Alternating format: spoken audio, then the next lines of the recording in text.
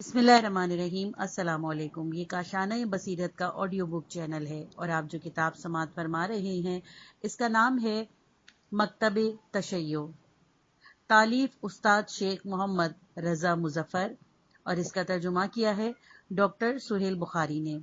آئیے سنتے ہیں اس کا پارٹ نمبر 4، صفحہ نمبر 67۔ انبیاء کو پہچانوانے کا واحد طریقہ یہ ہے کہ خدا خود ان کی رسالت اور پیغمبری کے لیے دلیل اور ثبوت قائم کرے تاکہ بندوں پر اس کا لطف اور رحمت کامل ہو جائے، اور یہ دلیل اس قسم کی ہو کہ اس کا پیش کرنا کسی ایسی ذات کے لیے ممکن نہ ہو جو مظاہر کی خالق اور موجودات کی منتظم نہ ہو۔ زیادہ واضح الفاظ میں یوں سمجھیے کہ وہ ایسی دلیل ہو جو انسانی طاقت سے باہر ہو۔ خداوند عالم یہ دلیلیں اپنے پیغمبر کے ذریعے سے پیش کرتا ہے تاکہ یہ دلیلیں ان کی نبوت کی سچائی کی نشاندہی کریں اور ان کی پہچان کرائیں۔ اس دلیل کو معجزہ یا معجز کہتے ہیں، اسی لیے کہ یہ اس قسم کی دلیل ہوتی ہے جسے پیش کرنے اور لانے سے عام انسان عاجز ہیں۔ جس طرح پیغمبر کے لیے معجزے کا مالک ہونا اور اس کی مدد سے لوگوں پر غالب آنا ضروری ہے، اسی طرح یہ بات بھی ظاہر ہونا ضروری ہے کہ عوام کا ذکر ہی کیا تمام عالم، دانا اور ماہر لوگ بھی اسے پیش کرنے سے عاجز ہیں۔ اس کے علاوہ پیغمبروں کے ان معجزوں کو ان کی پیغمبری کے دعوے سے مربوط ہونا چاہیے تاکہ وہ معجزہ ان کے دعووں کی سچائی ثابت کر سکے۔ جب اس فن کے عالم اور ماہر اس جیسا معجزہ پیش کرنے سے عاجز ہو جائیں گے تو معلوم ہو جائے گا کہ معجزہ دکھانا انسانی طاقت سے بالا تر ہے اور اس فطری اور معمولی دنیا کے دائرے سے باہر ہے۔ اس سے یہ نتیجہ نکالا جا سکتا ہے کہ اس معجزے کا مالک انسانوں سے بالا تر ہے اور مظاہر کے خالق اور منتظم یعنی خدا سے خاص معنوی اور روحانی تعلق رکھتا ہے۔ جس وقت کسی شخص سے ایسا معجزہ بالکل صاف اور کامل شکل میں ظاہر ہو اور اس نے اس معجزے کے تعلق سے پیغمبری اور رسالت کا دعویٰ کیا تو یہی اس بات کا واضح ثبوت ہے کہ لوگ اس کے دعوے کو سچ مانیں، اس کی پیغمبری پر ایمان لے آئیں اور اس کے قول اور حکم کے سامنے احترام سے سر جھکا دیں۔ اس صورت میں خدا کی حجت پوری ہو چکی ہے، جو چاہے اس پر ایمان لے آئے اور جو چاہے اس سے انکار کر دے۔ اسی لیے ہم دیکھتے ہیں کہ پیغمبر کا معجزہ ان علوم اور فنون سے مناسبت رکھتا ہے جو اس کے زمانے میں رائج ہوتے ہیں۔ حضرت موسیٰ علیہ السلام کا معجزہ ایک عصا تھا جو اپنے زمانے کے جادوگروں کے بنائے ہوئے سانپوں کو نگل گیا، اسی لیے کہ آپ کے زمانے میں جادوگری کے فن اور علم کا بہت رواج تھا۔ جب حضرت موسیٰ علیہ السلام کا عصا میدان میں آیا تو جادوگروں کے بنائے ہوئے تمام سانپ ناکارہ ہو گئے اور انہوں نے جان لیا کہ عصا کا معجزہ ان کی قوت سے باہر ہے اور ان کے فن سے اونچا ہے۔ انسان اس کی مثال پیش کرنے سے عاجز رہ گئے اور علم و فن نے اس کے سامنے سر جھکا دیا۔ حضرت عیسیٰ علیہ السلام کا معجزہ بھی ایسا ہی تھا جو اندھے کو بینا اور کوڑی کو صحتیاب اور مردوں کو زندہ کرنے کا تھا۔ اسی لیے یہ معجزے اس زمانے میں ہوئے جب علاج معالجے کا علم سب سے زیادہ رواج یافتہ علم سمجھا جاتا تھا۔ اس زمانے میں عالم، نامور معالج اور نامی لوگ موجود تھے، لیکن وہ سب کے سب حضرت عیسیٰ علیہ السلام کے معجزے کے سامنے ہار مان گئے اور سر جھکا بیٹھے۔ ہمارے پیغمبر صلی اللہ علیہ وآلہ وسلم کا ہمیشہ باقی رہنے والا معجزہ قرآن کریم ہے، جس نے اپنی فصاحت اور بلاغت سے جو اس زمانے کے شہرت یافتہ علم تھا، اس زمانے کی تمام فصیحوں اور بلیغوں کو ہرا دیا۔ قرآن نازل ہونے کے زمانے میں جن لوگوں کی گفتگو فصاحت اور بلاغت کے لحاظ سے اچھی ہوتی تھی وہ دوسروں پر فضیلت پاتے تھے۔ جب قرآن کی آیتیں نازل ہوئیں اس طرح جیسے آسمان سے بجلی گرتی ہے تو انہوں نے اپنے بیان کے زور اور عظمت سے ان سب لوگوں کو پست کیا اور کپکپا دیا اور ان کی جڑیں ہلا دی۔ انہیں سمجھا دیا کہ وہ قرآن کے معجزانہ بیان کا مقابلہ کرنے کی سکت ہی نہیں رکھتے۔ آخر جب انہوں نے اپنی کمزوری اور مجبوری دیکھ لی تو قرآن کے سامنے تعظیماً سر جھکا دیا اور اپنے آپ کو اس کے سامنے گونگا محسوس کرنے لگے۔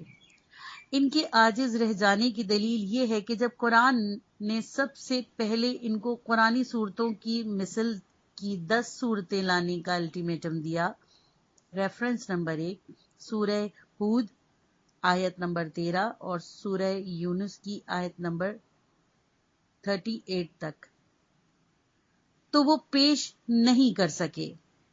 پھر قرآن نے اپنی صورتوں جیسی ایک ہی صورت لانے کو کہا تو وہ عاجز رہ گئے۔ جب ہم نے دیکھ لیا کہ وہ قرآن کے چیلنج کا جواب نہیں دے سکے اور زبان کے بجائے تلوار نکال لائے تو ہم سمجھ گئے کہ قرآن ایک قسم کا معجزہ ہے جسے حضرت محمد بن عبداللہ صلی اللہ علیہ وآلہ وسلم اپنی پیغمبری کے دعوے کے ساتھ لائے تھے۔ چنانچہ ہم کسی ہچکچاہٹ اور تامل کے بغیر یقین کر لیتے ہیں کہ وہ خدا کے رسول اور پیغمبر اور جو کچھ اپنے ساتھ لائے ہیں سچا اور حقیقی ہے۔ عصمت انبیاء، ہمارا اعتقاد ہے کہ پیغمبر اور انہی کی طرح ائمہ اطہار علیہ السلام غلطی اور گناہ سے بچے ہوئے ہیں۔ مسلمانوں کے فرقوں میں سے کچھ لوگ اس عقیدے میں ہمارے مخالف ہیں اور امام تو امام، وہ تو پیغمبروں کو معصوم ہونا بھی ضروری نہیں سمجھتے۔ پیغمبروں کی عصمت کا مطلب ہے ان کا چھوٹے بڑے گناہوں اور بھول چوک سے بری ہونا، حالانکہ ان باتوں کا پیغمبروں سے سرزد ہونا افل کی روح سے ناممکن نہیں ہے۔ یہی نہیں بلکہ پیغمبر کا ایسی باتوں سے بھی بری ہونا ضروری ہے جو حسن اخلاق اور وقار کے منافی ہیں، مثلا لوگوں کے مجمع میں حقیر اور نامناسب کام کرنا، جیسے راستہ چلتے کچھ کھانا، اونچی آواز میں ہنسنا اور ہر وہ کام کرنا جسے عام طور پر لوگ ناپسند کرتے ہیں۔ اس بات کی دلیل ہے کہ پیغمبر کا معصوم ہونا ضروری ہے۔ یہ ہے فرض کیجئے کہ پیغمبر گناہ کرتا ہے یا غلطی کرتا ہے یا وہ بھولنے لگتا ہے، تو ایسے خطا اور گناہ وغیرہ کے موقع پر بھی اس کی پیروی واجب ہے یا نہیں؟ اگر پیروی واجب ہے تو پھر ہمارا یہ کہنا بھی لازم ہے کہ خدا نے نہ صرف گناہ کرنے کی اجازت دے دی ہے بلکہ گناہ کرنا واجب بھی کر دیا ہے، اور یہ مانی ہوئی بات ہے کہ دین اور عقل کی روح سے خدا کی طرف سے یہ بات منسوب کرنا بالکل لغو اور غلط ہے، اور اگر اس کی پیروی واجب نہیں تو یہ بات بھی مقام پیغمبری کے خلاف ہے، کیونکہ پیغمبر کی مکمل اطاعت واجب ہے۔ اس کے علاوہ اگر یوں ہو کہ ہم پیغمبر صلی اللہ علیہ وآلہ وسلم کے ہر فعل پر گناہ یا خطا کا شک بھی کریں تو اس سے حساب سے بھی واجب نہیں ہے کہ ہم پیغمبر کے کسی قول اور فعل میں اس کی پیروی کریں۔ نتیجہ یہ نکلتا ہے کہ پیغمبروں کے تصور کا مقصد ہی فوت ہو جاتا ہے۔ اس صورت میں پیغمبر اور دوسرے لوگوں میں کوئی فرق ہی نہیں رہتا۔ اس کے قول و فعل کے وہ غیر معمولی قدر و قیمت جس سے اس پر اعتبار کیا جا سکے نہیں ہو سکتی۔ اس طرح سے ایسے پیغمبر کے احکام اور قوانین بھی قابل اطاعت نہیں رہتے، اور اس کی گفتگو اور کردار پر بھروسہ اور یقین کسی قید اور شرط کے بغیر نہیں کیا جا سکتا۔ یہ دلیل جو پیغمبروں کی لازمی عصمت کے لیے دی گئی ہے، بالکل اسی طرح امام کی عصمت کے بارے میں بھی دلیل بن جائے گی، کیونکہ اصل میں امام خدا کی طرف سے پیغمبر صلی اللہ علیہ وآلہ وسلم کے جانشین کی حیثیت سے انسان کی ہدایت کے لیے منتخب ہوئے ہیں، جیسا کہ امامت کے باب میں بتایا جائے گا۔ پیغمبروں کی صفات، جس طرح ہمارے عقیدے میں یہ واجب ہے کہ پیغمبر معصوم ہو، اسی طرح یہ بھی واجب ہے کہ وہ سب سے کامل عقلی اور عملی صفات مثلا بہادری، سیاست، تدبیر، ثابت قدمی، ہوش مندی وغیرہ اس طرح کا مالک ہو کہ کوئی اور شخص اس کی صفات اور خصوصیات کے درجے تک نہ پہنچ سکے، اسی لیے کہ اگر وہ ان صفات کا حامل نہیں ہوگا تو تمام انسانوں کے مقابلے میں دنیا کی سرداری کی قابلیت نہیں رکھ سکے گا اور دنیا والوں کی پیشوائی اور انتظام سے عاجز رہ جائے گا۔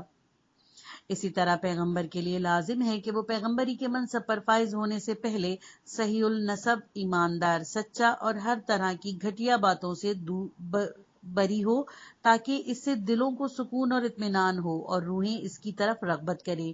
ایسا نمایاں اور شاندار سابقہ کردار نبوت کے اعلیٰ منصب کے لیے مناسب اور ضروری ہے۔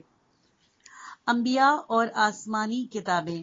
جس طرح ہم تمام پیغمبروں کے پاک اور معصوم ہونے کے معتقد ہیں، اجمالی طور پر یہ بھی مانتے ہیں کہ تمام پیغمبر حق کے راستے پر تھے۔ ہمارا عقیدہ ہے کہ ہم ان کی نبوت کا انکار کرنا یا ان کو برا کہنا اور ان کا مذاق اڑانا کفر اور بے دینی کے برابر ہے، کیونکہ ان باتوں سے ہمارے پیغمبر رسول اسلام حضرت محمد مصطفیٰ صلی اللہ علیہ وآلہ وسلم سے انکار لازم آتا ہے، جنہوں نے ان کی نبوت اور سچائی کی خبر دی ہے۔ البتہ ان پیغمبروں پر ایمان لانا خاص طور سے واجب ہے جن کے نام شریعتیں مشہور ہیں، جیسے حضرت آدم علیہ السلام، حضرت نوح علیہ السلام، حضرت ابراہیم علیہ السلام، حضرت داؤد علیہ السلام، حضرت سلیمان علیہ السلام، حضرت موسیٰ علیہ السلام، حضرت عیسیٰ علیہ السلام اور دوسرے پیغمبر جن کے نام قرآن میں آئے ہیں۔ اگر کوئی شخص ان میں سے کسی ایک کا بھی انکار کرتا ہے تو اس نے گویا سبھی کا انکار کر دیا اور خصوصیت کے ساتھ ہمارے پیغمبر کی پیغمبری سے منکر ہو گیا۔ اسی طرح ان کی کتابوں پر اور اس پر بھی جو خدا کی طرف سے ان پر نازل ہوئی ایمان رکھنا چاہیے، لیکن یہ ثابت ہو چکا ہے کہ یہ توریت اور انجیل جو آج لوگوں کے ہاتھوں میں ہیں، اصلی توریت اور انجیل نہیں ہے، ان میں تبدیلی ہو چکی ہے، اور حضرت موسیٰ علیہ السلام اور حضرت عیسیٰ علیہ السلام کے بعد یہ حوث کے غلاموں، توسیع پسندوں اور لالچ کے ماروں کے کھلونا بن چکی ہیں۔ ان میں بہت سی باتیں بڑھا دی گئی ہیں، بلکہ آج کل کی توریت اور انجیل کا بیشتر یا سب کا سب مواد حضرت موسیٰ علیہ السلام اور حضرت عیسیٰ علیہ السلام کے عہد کے بعد ان کے پیرووں اور اتباع کرنے والوں کے ہاتھوں بدل چکا ہے، اور اب یہ عمل ابھی بھی جاری ہے۔ اسلام کا قانون۔ ہمارا اعتقاد ہے کہ خدا کے نزدیک واحد دین اسلام ہے۔ Reference number 1۔ انسان کی فطرت سے ہم آہنگ اس کے وجود کے اندر پر مبنی اور طبیعت انسانی سے صحیح مطابقت رکھنے والا دین جو اس کے پروردگار کی جانب سے بھیجا گیا، اس نے اسلام نام پایا۔ یہ حضرت خاتم الانبیاء صلی اللہ علیہ وآلہ وسلم کی شریعت اور دین کا خاص نام نہیں ہے، بلکہ جو دین تمام انبیاء اکرام مثلا حضرت نوح علیہ السلام، حضرت ابراہیم علیہ السلام، حضرت موسیٰ علیہ السلام، حضرت عیسیٰ علیہ السلام لائے، اس کا نام بھی اسلام ہی ہے۔ جہاں تک قرآن مجید سے نشاندہی ہوتی ہے، حضرت نوح علیہ السلام سے پہلے والے دور کے سلسلے میں یہ پتہ نہیں چلتا کہ آسمانی دین کا کیا نام تھا، لیکن ان کے زمانوں سے لے کر بعد کے ادوار میں تمام انسانی شریعتوں کا نام اسلام ہی رہا ہے۔ سب سے پہلے لوگ ایک ہی دین رکھتے تھے، پھر وہ آپس میں جھگڑنے لگے، تب خدا نے نجات کی خوشخبری دینے والے اور عذاب سے ڈرانے والے پیغمبر بھیجے۔ سورہ بقرہ آیت نمبر 213۔ لہذا اسلام کی تعریف مختصر الفاظ میں یوں کی جا سکتی ہے: یہ ایسے قوانین کا مجموعہ ہے جو انسان کے پروردگار نے اس کی ساخت کی مناسبت سے اور انسانی طبیعت کے مطابق اس کے لیے وضع فرمائے ہیں۔ قرآن مجید کی منطق کے مطابق دین تو خدا کے نزدیک بس اسلام ہی ہے، وہ دین جس کا طرف تمام پیغمبروں نے لوگوں کو دعوت دی، اور وہ خدا کی عبادت اور اس کے احکام ماننے سے عبارت ہے۔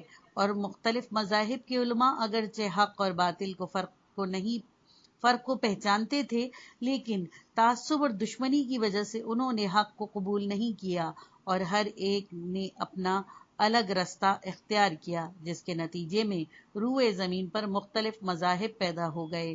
سورہ آل عمران آیت نمبر 19 کا ترجمہ۔ گزشتہ انبیاء کے بعد اسلام مکمل طور پر معاشرے سے ناپید ہو گیا۔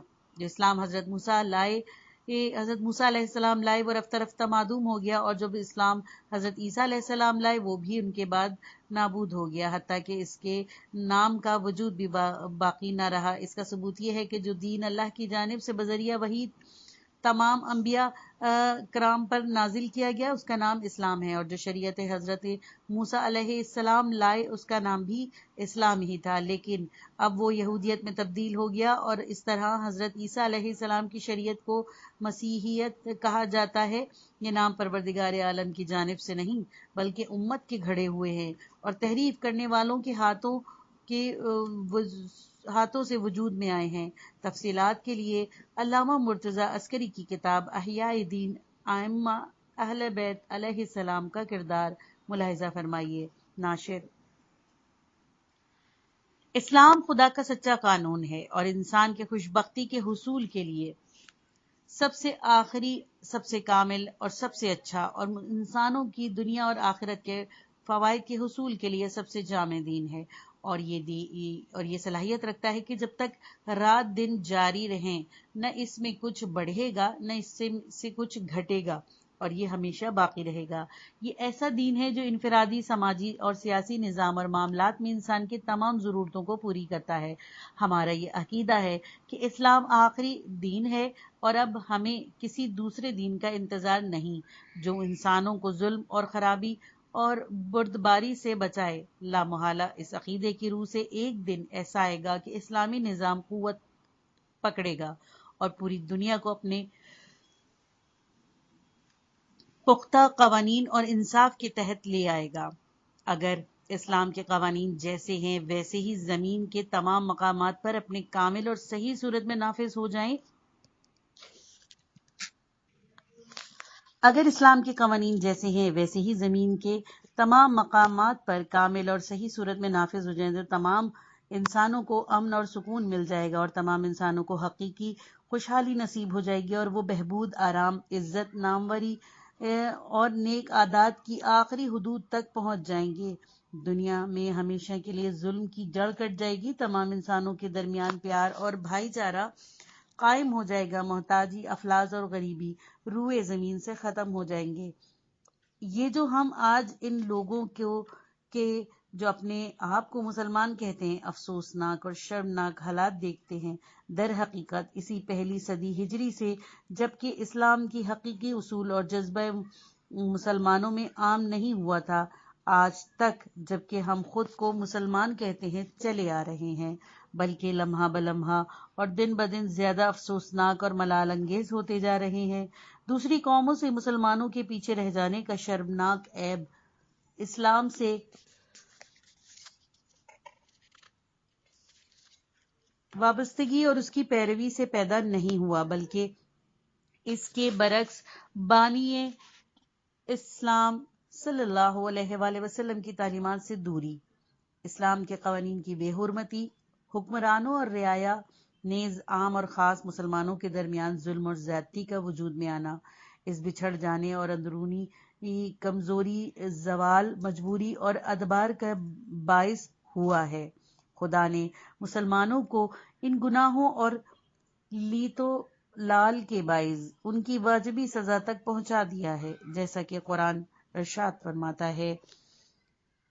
ترجمہ: یہ اس لیے ہے کہ خدا جو نعمت کسی قوم کو دیتا ہے وہ اس سے اس وقت تک واپس نہیں لیتا جب تک اس کے افراد اپنی نیک انسانی عادتیں بدل نہیں ڈالتے۔ سورہ انفال آیت نمبر 53۔ خدا کے تمام مظاہر میں یہ قانون اٹل ہے۔ وہ دوسری آیتوں میں فرماتا ہے، یقیناً مجرم کامیاب نہیں ہوں گے۔ سورہ یونس آیت نمبر 17۔ تیرا پروردگار کبھی ظلم سے کسی بستی کو نہیں اجاڑتا جبکہ اس میں مسلح اپنی قوم کے امور کی اصلاح کرنے والے، ان کو آفات سے بچانے والے، ظالموں اور جابروں کا مقابلہ کرنے والے اور عدل و انصاف کو رواج دینے والے بندے موجود ہوں۔ سورہ ہود علیہ السلام آیت نمبر 117۔ ایک اور جگہ ارشاد ہے، ایسا ہی تیرے پروردگار کی پکڑ جبکہ اس نے بستی والوں کو ان کے ظلم کے سبب سے سزا دی، اس کی سزا بہت تکلیف دہ اور شدید ہوتی ہے۔ سورہ ہود آیت نمبر 102۔ اسلام سے کسی طرح کی امید کی جا سکتی ہے کہ وہ مسلمانوں کو بدبختیوں سے چھٹکارا دلائے، جبکہ خود اسلام ایسا رہ گیا ہے کہ جیسے کاغذ پر روشنائی، اور اس کے احکام جاری ہونے کا کوئی پتہ نہیں ہے۔ ایمانداری، دوستی، محبت، نیک عمل، چشم پوشی اور درگزر، مسلمان بھائی کے لیے وہی پسند کرنا جو اپنے لیے پسند ہو، وغیرہ، یہ اسلام کے مانے ہوئے اصول ہیں، لیکن اگلے پچھلے اکثر مسلمان یہ خوبیاں چھوڑ بیٹھے، اور جوں وقت گزرتا جا رہا ہے ہم مسلمانوں کو اور زیادہ ابتر دیکھ رہے ہیں، جو دنیاوی منفعت کے لالچ میں آ کر مختلف گروہوں میں بٹ گئے، توہم پرستی کا شکار ہو گئے۔ اسلام کی حقیقی زندگی کو نہ سمجھ پانے کی باعث فضول اور غیر واضح عقیدوں اور خیالوں کے باعث ایک دوسرے پر کفر کے فتوے لگا رہے ہیں، دین کی حقیقت تک نہیں پہنچ پائے، انفرادی اور قومی بہبود بھلا بیٹھے ہیں، اور ایسی بحثوں میں الجھ کر رہ گئے ہیں کہ قرآن مخلوق ہے یا نہیں، عذاب و رجت کیوں کر ہوگی، بہشت اور دوزخ پیدا ہو چکے ہیں یا بعد میں پیدا ہوں گے۔ اس قسم کی بحثیں اور جھگڑے ہیں جنہوں نے ان کو غافل بنا دیا اور گھٹن میں مبتلا کر دیا، اور ایک گروہ دوسرے گروہ کو کافر بنا رہا ہے۔ یہ ناخوشگوار جھگڑے اور بحثیں بتاتی ہیں کہ مسلمان دینداری اور خدا کی سچی عبادت کے سیدھے راستے سے بھٹک گئے ہیں، یہاں تک کہ تباہی اور زوال کے راستے پر جا پڑے ہیں، اور جیسے جیسے وقت گزرتا جا رہا ہے ان افسوسناک پروگراموں کے جاری رہنے کے ساتھ ساتھ ان کی کجی اس طرح بڑھتی جا رہی ہے کہ جہالت اور گمراہی ان پر اپنا منحوس سایہ ڈالے ہوئے ہیں، اور وہ سطحی اور بے بنیاد مسئلوں میں پڑ گئے ہیں اور فضولیات اور فرضیات میں پھنس گئے ہیں۔ لڑائیوں، جھگڑوں اور شیخیوں نے انہیں اندھے کنویں میں گرا دیا ہے۔ جس دن سے اسلام کے جانی دشمن چوکنے مغرب نے اسلامی ملکوں کو اپنی توسیع پسندی کا محور بنا لیا، اس دن سے مسلمان غفلت اور بے خبری کے عالم میں اپنی زندگی گزار رہے ہیں۔ بے شک مغرب کی توسیع پسندی نے مسلمانوں کو ایک خطرناک گھاٹی میں گرا دیا ہے، جو ان کے اندرونی جھگڑوں اور باہمی مخالفتوں کا نتیجہ ہے۔ یہ ایک ایسی گھاٹی ہے جس سے نکلنے کا راستہ سوائے خدا کے اور کوئی نہیں جانتا۔ جیسے کہ زندگی بخشنے اور آزادیوں اور خوشخبریوں کو دینے والا قرآن کہتا ہے، تیرا رب کسی بستی کو ظلم سے ہلاک نہیں کرتا جب تک اس میں مسلح بندے موجود ہوں، یعنی یہ لوگ خود ہی ایسے ہیں جو اپنے جرم اور غفلت کے پیروں سے چل کر گہرے گڑھوں کی طرف جا رہے ہیں۔ سورہ ہود آیت نمبر 117۔ آج بھی اور آئندہ بھی مسلمانوں کے لیے نجات اور خوشبختی کا راستہ سوائے اس کے دوسرا نہیں کہ نہایت غور و توجہ سے اپنا محاسبہ کریں، اپنی فضول خرچی اور بے فائدہ کاموں کا شمار کریں، اور اپنی آنے والی نسلوں کو سدھارنے کے لیے اپنے محکم دین کے سائے میں ایک تحریک شروع کر دیں، اور اس تحریک کے زیر اثر ظلم اور زیادتی کو اپنے اندر سے اکھاڑ پھینکیں۔ یہی وقت ہے کہ وہ ان افسوسناک اور لرزا دینے والی ڈھلانوں سے اپنے آپ کو بچا سکتے ہیں۔ دنیا کے ظلم اور ستم سے بھر جانے کے بعد اس کی تحریک سے اس میں عدل و انصاف کا رائج ہو جائے گا، جیسا کہ خدا اور اس کے پیغمبر صلی اللہ علیہ وآلہ وسلم نے اس بات کا وعدہ کیا ہے، اور دین اسلام کو بھی جو آخری دین ہے اور جس کے بغیر دنیا درستی نہیں ہو سکتی، سوائے اس کے اور کوئی انتظار نہیں ہے۔ یہ انقلاب برپا کرنے کے لیے ایک پیشوا کی اشد ضرورت ہے جو آئے گا اور اسلام کے روشن چہرے سے توہم پرستی اور بدعتوں اور گمراہیوں کی کثافتیں دھو ڈالے گا، اور انسان کو ہر جہتی بربادیوں، ظلموں، مسلسل دشمنیوں اور ان بے پرواہیوں سے بچا لے گا جو اچھے اخلاق اور انسانی روح کی بلندی سے بڑھتی جا رہی ہیں۔ خداوند عالم اس عظیم رہنما کو جلد ظاہر کرے اور اس کے ظہور اور انقلاب برپا کرنے سے پہلے کے معاملات کی راہ آسان بنا دے، آمین۔ پیغمبر اسلام صلی اللہ علیہ وآلہ وسلم۔ ہمارے عقیدے کے مطابق مذہب اسلام کے قائد اور رہبر حضرت محمد مصطفیٰ صلی اللہ علیہ وآلہ وسلم ہیں۔ وہ آخری پیغمبر اور تمام رسولوں کے پیشوا ہیں اور ان سب سے اعلیٰ و بالا ہیں۔ اسی طرح آپ صلی اللہ علیہ وآلہ وسلم تمام انسانوں کے سردار ہیں اور کمال و عظمت اور فضل و شرافت میں اپنا ثانی نہیں رکھتے۔ کسی شخص کی عقل اور عادت آپ صلی اللہ علیہ وآلہ وسلم کی عقل اور عادت کو نہیں پہنچتی، جیسے کہ خداوند عالم نے قرآن مجید میں ارشاد فرمایا ہے، یقیناً آپ بہت بلند اخلاق کے مالک ہیں۔ سورہ قلم آیت نمبر 4۔ تمام انسانوں کے مقابلے میں ان کے درجے کی یہ بلندی اور یہ شان انسان کی پیدائش سے لے کر قیامت کے دن تک کے لیے ہے۔ قرآن مجید۔ ہمارا عقیدہ ہے کہ قرآن وحی الہی ہے جو پیغمبر اکرم صلی اللہ علیہ وآلہ وسلم کی زبان مبارک پر جاری ہوئی، اور اس میں ہر اس چیز کا بیان موجود ہے جو انسان کی ہدایت کے لیے ضروری ہے۔ یہ پیغام پیغمبر خدا صلی اللہ علیہ وآلہ وسلم کا جادوانی معجزہ ہے جس کی فصاحت و بلاغت اور بیش قیمت معلومات کے باعث انسان اس کا جواب پیش کرنے سے عاجز رہ گئے۔ اس آسمانی کتاب میں کسی قسم کی کوئی تحریف نہیں ہوئی ہے۔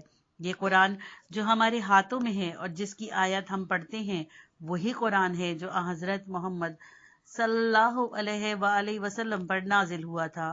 جو کوئی اس کے علاوہ کوئی اور بات کہتا ہے وہ جھوٹ بولتا ہے، غلط سوچتا ہے یا دھوکہ کھا گیا ہے۔ وہ سب کے سب لوگ جو کسی طریقے سے ایسا سوچتے ہیں صحیح رستے سے بھٹک گئے ہیں، کیونکہ قرآن مجید کا خدا کا کلام ہے اور خدا اس کے بارے میں فرماتا ہے، قرآن میں آگے پیچھے کسی طرف سے باطل جھوٹ داخل نہیں ہو سکتا۔ سورہ حامیم سجدہ آیت نمبر 42۔ قرآن کو معجزہ ثابت کرنے والی دلیلوں میں سے ایک یہ ہے کہ جیسے جیسے زمانہ آگے بڑھتا جاتا ہے اس کے ساتھ ساتھ مختلف علوم و فنون اور معلومات میں ترقی ہوتی جاتی ہے، لیکن قرآن کی شیرینی اور تازگی اپنی جگہ قائم ہے۔ اسی طرح اس کے خیالات اور مقاصد عظمت کی چوٹی پر موجود ہیں۔ کسی ثابت شدہ اور مانے ہوئے علمی نظریے کی روح سے قرآن میں کوئی غلطی یا خامی ظاہر نہیں ہو پائی، اور اس کے بلند مرتبہ مطالب اور حقائق میں کسی قسم کی تضاد بیانی نہیں آئی۔